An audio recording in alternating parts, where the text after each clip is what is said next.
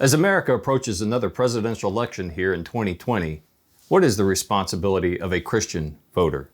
Stay tuned.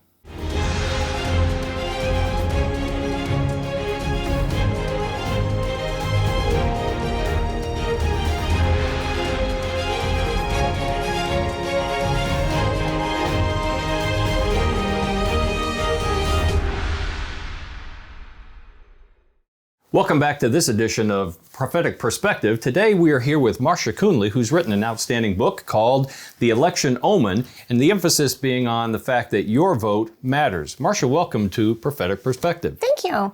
Well, we're glad to have you here. What would you say to our listeners and our viewers today regarding a Christian responsibility when it comes to voting in an election? Sure. Well, I think the Apostle Paul teaches us in Ephesians 6 that we're supposed to be wearing the armor of God, especially now in the end of times. And when he explains the armor of God, several times in that passage, he tells us to stand. So we're supposed to be in this active mode, and we're supposed to be wielding our sword of truth. And one of the ways that we can wield that sword of truth is by voting, the way that Jesus would want us to vote. Well, I love the fact that you talk about we're to be active. Of course, Scripture tells us that the gates of hell will not prevail when we are marching forward, and that means that we are proactive in declaring truth and in spreading salt and light even in our own society. Right. And voting is a key way that we can do that. Exactly. So what should a Christian look for when it comes to a particular candidate as we have a choice in any given election? Sure. Well, we need to make sure that we're keeping a biblical perspective.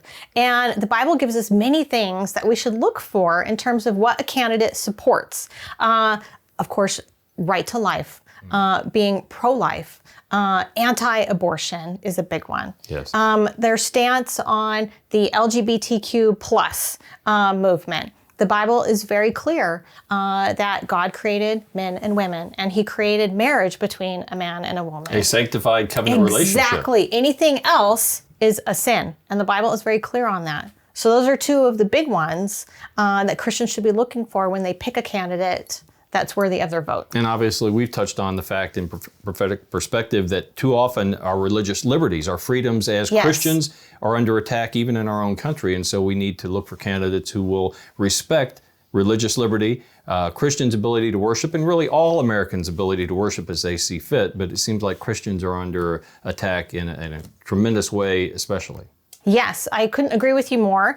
And oftentimes, especially in the end of times, there's deception abound. And one of these ways is the Equality Act.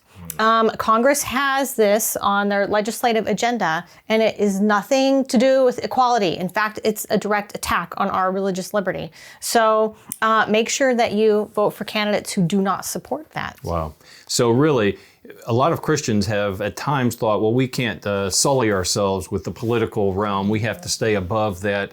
But if we want to defend our own society from the deceptions that are raging all around us today, we need to be engaged, and we need to exercise our right, virtually our responsibility to vote, is what you're saying. Yes, I couldn't agree with you more. And actually, in the book of Revelation, the last church that's spoken of, the Laodicean church, one of the complaints that Jesus had against them was that they had this I don't care attitude, apostasy.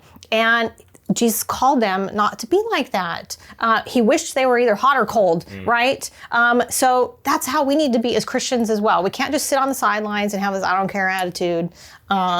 I'm just going to sit here and wait for Jesus to come. No, we need to suit up, put your armor on, and vote. Well, that's a good word for all of us. And so, folks, I hope that you will take advantage of getting in touch with Marsha's website. She's going to have that posted here in just a moment for you to be able to buy this book about the election omen. But as she encourages, I hope that you know that your vote matters. And as Christians, I hope that you'll recognize that voting is not only your American right, it is your Christian responsibility.